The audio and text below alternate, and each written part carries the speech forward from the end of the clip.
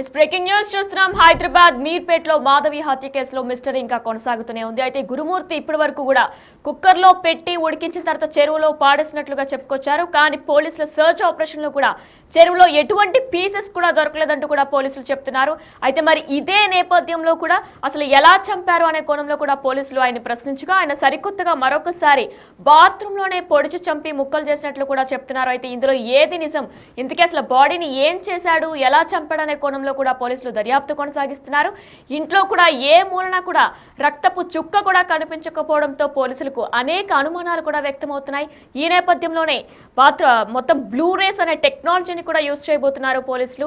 అయితే ఇదే అంశానికి సంబంధించి మరింత సమాచారం మా ప్రతినిధి సురేష్ లైవ్ లో అందిస్తారు. ఎస్ సురేష్, అయితే మొదట్లో కుక్కర్లో ఉడకబెట్టిన తర్వాత చెరువులో పాడేసినట్లుగా చెప్పుకొచ్చారు. కానీ సరికొత్తగా చెరువులో ఎటువంటి పీసెస్ కూడా లేవని చెప్పి పోలీసులు చెప్పిన దాని ప్రకారం కూడా ఆయన మరొకసారి బాత్రూమ్ లోనే చంపినట్లు కూడా చెప్తున్నారు. అసలు డీటెయిల్స్ ఏంటి?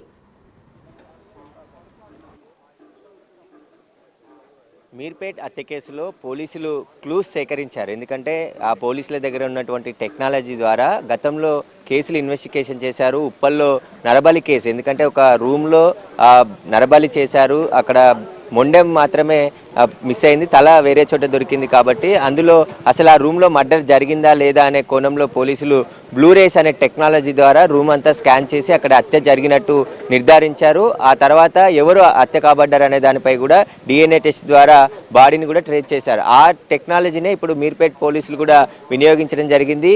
గురుమూర్తి ఇంట్లో ప్రతి మూలని కూడా బ్లూరేస్ టెక్నాలజీతో స్కాన్ చేసి బాత్రూంలో కొన్ని ఆధారాలు సేకరించడం జరిగింది. మహిళ వెంట్రుకలతో పాటు ఆమె బ్లడ్ శాంపిల్స్ని కూడా సేకరించారు. ఎందుకంటే బ్లూరేస్ టెక్నాలజీ యాసిడ్తో కడిగేసినప్పటికీ కూడా రక్త నమూనాలను ఏ చిన్న సూక్ష్మంగా ఉన్నా కూడా వాటిని స్కాన్ చేసి నిర్ధారిస్తుంది. ఆ శాంపుల్ని సేకరించడం జరిగింది. మాధవి మృతి చెందినట్టుగా పోలీసులు నిర్ధారించారు. ఇక ఎందుకంటే ఇన్ని రోజుల పాటు మాధవి మృతి చెందిందా లేదా, అసలు బాడీ ఎక్కడ వెళ్ళిందా అనే కోణంలో పోలీసులు దర్యాప్తు చేశారు. ఆ గురుమూర్తి చెప్పే సమాధానాలన్నీ కూడా పొంతన లేకుండా ఉన్నాయని చెప్పేసి కూడా పోలీసులు మొదట అనుమానించారు. కాబట్టి ఇప్పుడు మాధవి హత్య కాబడిందని పోలీసులు నిర్ధారించారు. క్లూస్ టీమ్ సేకరించిన వివరాలు, ఆధారాలు చాలా కీలకంగా కాబోతున్నాయి. ఈ కేసులో బ్లూరేస్ టెక్నాలజీ ద్వారా బాత్రూంలో స్కాన్ చేసిన సమయంలో అక్కడ ఆయన కడిగేసినప్పటికీ కూడా కొన్ని బ్లడ్ శాంపిల్స్తో పాటు మహిళా వెంట్రుకలు కూడా స్వాధీనం చేసుకోవడం జరిగింది. వాటన్నిటిని ఫోరెన్సిక్ ల్యాబ్కి పంపించడం జరిగింది. ఆ తర్వాత ఇక్కడ దొరికిన బ్లడ్ శాంపుల్లోని DNAతోని మాధవి పిల్లలు, ఆమె తల్లిదండ్రులను కూడా DNA టెస్ట్ ద్వారా చేసి ఆ తర్వాత మాధవి డెడ్ బాడీగా గుర్తించే అవకాశం ఉన్నట్టుగా తెలుస్తుంది. ఈ కేసులో టెక్నికల్ ఎవిడెన్స్ అనేది చాలా కీలకంగా ఉండబోతుంది.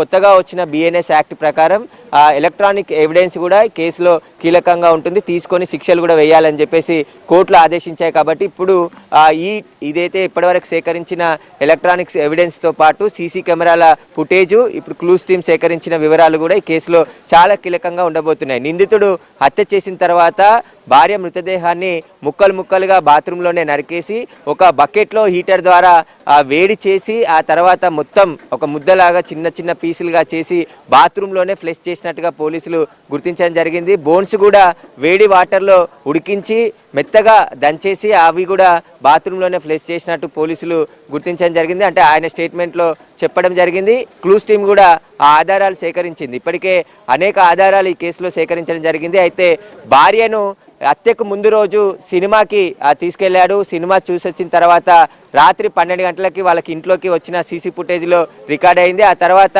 16 రాత్రి 8 నుంచి 9 గంటల సమయంలో బైక్ పై ఒక బకెట్ తీసుకొని వెళ్తున్నట్టుగా పోలీసులు సీసీ కెమెరాలో ఫుటేజ్ని స్వాధీనం చేసుకోవడం జరిగింది. ఈ ఫుటేజ్ కూడా పోలీసులకి కీలకంగా ఆధారం కాబోతుంది. ఇంకా ఏదైతే ఫోన్ లిస్ట్, కాల్ లిస్ట్కి సంబంధించి ఇటు మాధవి ఫోను, గురుమూర్తి ఫోన్కు సంబంధించిన కాల్ డేటాను కూడా సేకరించారు. చివరిగా ఎవరితో మాట్లాడారు, మాధవి సెల్ ఫోన్ ఎక్కడ ఉంది లాస్ట్ రోజు, ఆమె చనిపోయే ముందు రోజు వరకు కూడా అని చెప్పేసి కూడా ఆ టెక్నికల్ ఎవిడెన్స్ కూడా పోలీసులు సేకరించడం జరిగింది. ప్రస్తుతం ఏదైతే క్లూస్ టీమ్ సేకరించినటువంటి మొత్తం క్లూస్ని కూడా ఫోరెన్సిక్ ల్యాబ్కి పంపించారు. ఫోరెన్సిక్ ల్యాబ్ను రిపోర్ట్ వచ్చిన తర్వాత ఆ రిపోర్ట్ని కోర్టులో ప్రొడ్యూస్ చేయబోతున్నారు. ఇన్ని రోజుల వరకు, ఎందుకంటే దాదాపు వారం నుంచి ఈ సస్పెన్స్ కొనసాగుతుంది. మాధవి మృతి చెందిందా లేదా లేదా అనే డౌట్తో పోలీసులు ఉన్నారు. కానీ ఖచ్చితంగా హత్య కాబడింది. హత్యకు సంబంధించిన ఆధారాలన్నీ కూడా గురుమూర్తి ఇంట్లోని బాత్రూంలో క్లూస్ టీమ్ సేకరించడం జరిగింది.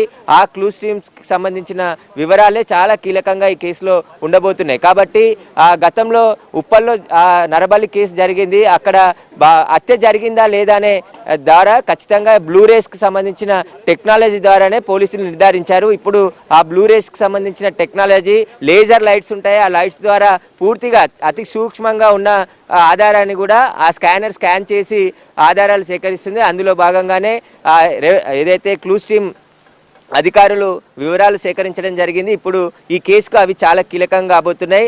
ఎందుకంటే నిందితుడు హత్య చేసిన తర్వాత తప్పించుకునేందుకే ఇలా ప్రయత్నించినట్టుగా పోలీసులు గుర్తించడం జరిగింది. ఇక నేను హత్య కేసులో దొరకను అని చెప్పేసి కూడా భావించాడు. కానీ ఇప్పుడు ఇవే ఆధారాలు పోలీసులకి చాలా కీలకంగా కాబోతున్నాయి. వారందరు కోర్టులో కూడా సబ్మిట్ చేయబోతున్నారు. కాబట్టి ఈ రోజు లేదా రేపు గురుమూర్తిని అరెస్ట్ చూపించి రిమాండ్ కూడా తరలించే అవకాశం కూడా కనబడుతుంది. ఇప్పటి వరకు మిస్సింగ్ కేసుగా ఉన్న ఈ కేసుని మర్డర్ కేసుగా కూడా పోలీసులు సెక్షన్స్ మార్చి ఆ తర్వాత గురుమూర్తిని అరెస్ట్ చూపించి రిమాండ్ చేసే అవకాశం కూడా కనబడుతుంది. కానీ సెన్సేషనల్గా మారిన ఈ కేసులో ఆ క్లూస్ టీము అదేవిధంగా ఆ ఫోరెన్సిక్ డిపార్ట్మెంట్ ఇచ్చే ఆధారాలే చాలా కీలకంగా ఉండబోతున్నాయి. కొన్ని ఆధారాలు కూడా ఇప్పటికే సేకరించడం జరిగింది. మొదట గురుమూర్తి చెప్పే మాటలన్నీ కూడా అబద్ధాలు అనుకున్నారు పోలీసులు. కానీ ఇన్వెస్టిగేషన్ చేస్తూ పోతే ఒక్కొక్క ఆధారాన్ని సేకరిస్తూ వచ్చిన తరుణంలో ఆ ఇంట్లోనే మర్డర్ చేసినట్టుగా పోలీసులు గుర్తించారు. ఎందుకంటే మాధవి ఇంట్లోకి వెళ్ళిన సీసీ ఫుటేజ్ ఉంది తప్ప బయటికి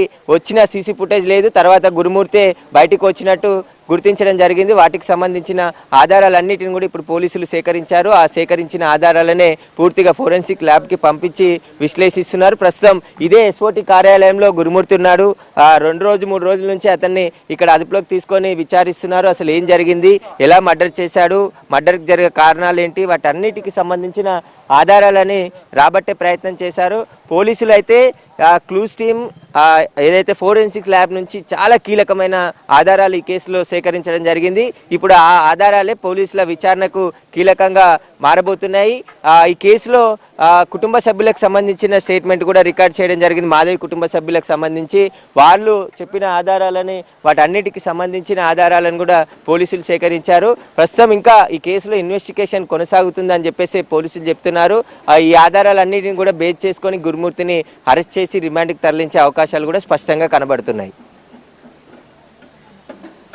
వర్షన్స్ అంటే గురుమూర్తి చెప్పిన 2 వర్షన్స్ కూడా మనం చూసుకున్నట్లయితే ఎంతో కిరాతకంగా చంపినట్లు కూడా అర్థమవుతుంది. అయితే ఆయన చుట్టుపక్కల వారితో ఎలా ఉండేవారు అంటే స్థానికులు దీని గురించి ఏమైనా చెప్తున్నారా? ఆయన ఫ్రెండ్లీగా ఉండేవారా, ఎలా ఉండేవారు, అసలు ప్రధాన కారణాలు ఏంటి, దీని గురించి ఏమైనా డీటెయిల్స్ ఉన్నాయా? అంటే చంపడానికి గల ప్రధాన కారణాలు ఏదైనా వివాహేతర సంబంధమా లేదంటే అనుమానం అనే వ్యసనం ఆయన దారుణానికి పాల్పడ్డారా? డీటెయిల్స్ ఏంటి? అలాంటివి ఏవి పోలీసుల ముందు గురుమూర్తి చెప్పడం లేదు. తన భార్య పుట్టింటికి పండగకి వెళ్తానని గొడవ పెట్టుకుంది. ఆ గొడవలో కారణంగానే భార్యపై దాడి చేసి క్షణిక ఆవేశంలోనే హత్య చేసినట్టుగా అతను చెప్పుకుంటూ వస్తున్నాడు. అనుమానాలు కానీ వేరే సంబంధాలు కానీ ఏవి కూడా లేవనే ఆ గురుమూర్తి పోలీసుల ముందు చెప్తున్నట్టు తెలుస్తుంది. వాటికి సంబంధించి ఆ అత్తగారింటికి భార్య వెళ్తాన్న సమయంలో తనను పంపించకుండా తన సోదరింటికి తీసుకెళ్ళి ఇక్కడే పండగ చేసుకుంటామని చెప్పేసి చెప్పడంతోనే ఆ మాధవి అక్కడి నుంచి నేను వచ్చేస్తాను, నేను ఇక్కడ పండగ చేసుకోను అని చెప్పేసి కూడా ఇద్దరు కూడా పిల్లల్ని ఆ గురుమూర్తి సోదరి ఇంట్లోనే పెట్టేసి వాళ్ళిద్దరు రావడం జరిగింది. ఆ తర్వాత పంజాగుట్టలో ఆ భార్యను సినిమాకి తీసుకెళ్ళాడు. ఎందుకంటే ఒక సినిమాకి కూడా తీసుకెళ్ళి ఆ సినిమా చూసిన తర్వాత రాత్రి ఇంటికి 12 గంటల సమయంలో 14వ తేదీన వచ్చారంటున్నారు. ఆ 14వ తేదీన 12 గంటలకు వచ్చిన సీసీ ఫుటేజ్ను కూడా పోలీసులు స్వాధీనం చేసుకోవడం జరిగింది. ఆ సీసీ ఫుటేజ్ తర్వాత ఇంట్లో నుంచి మాధవి బయటికి రాలేదు. అయితే ఆ సమయంలోనే 15వ తేదీన ఉదయం గొడవ పడి ఇద్దరు ఆ గొడవ పడ్డ తర్వాత భార్యని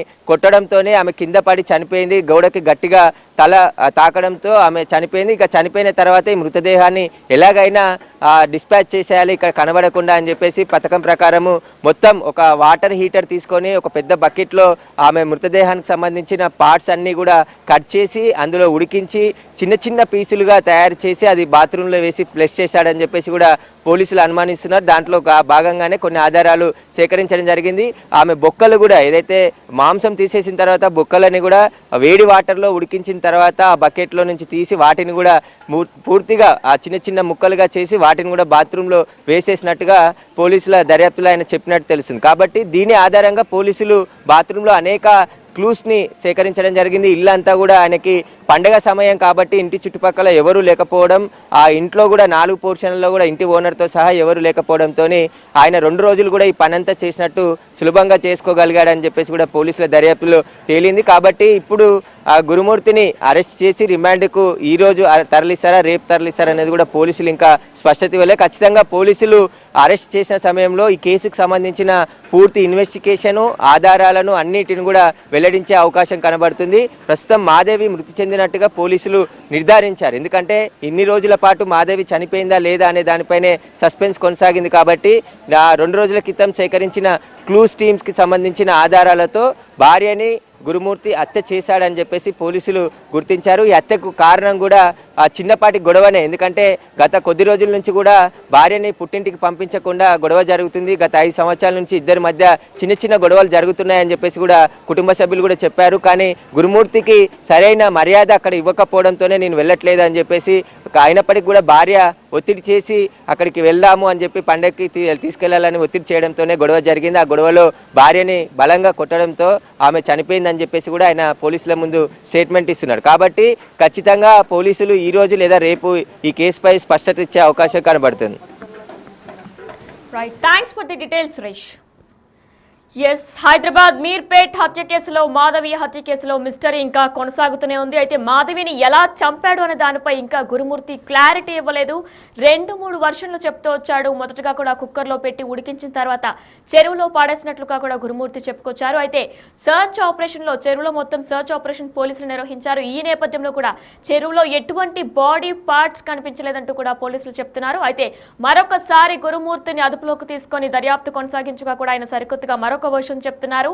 బాత్రూమ్ లోనే కోసి చంపి మిగిలిన పీసెస్ అన్నింటినీ కూడా ఫ్లష్ చేసినట్లు కూడా ఆయన చెప్తున్నారు. అయితే ఇందులో ఏది నిజం, ఇంతకీ బాడీని ఏం చేశాడు అనే కోణంలో కూడా పోలీసులు దర్యాప్తు కొనసాగిస్తున్నారు.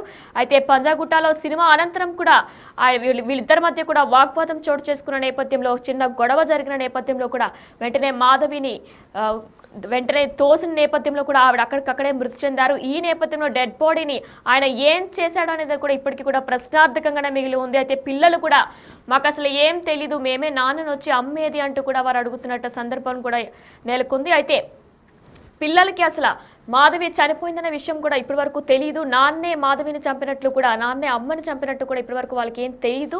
అయితే ఈ నేపథ్యంలో అమ్మేది అంటూ కూడా వాళ్ళ పిల్లలు కూడా తనను అడిగినట్లు కూడా తెలుస్తుంది. అయితే పోలీసులు ప్రస్తుతం గురుమూర్తిని కస్టడీలోకి తీసుకున్నారు.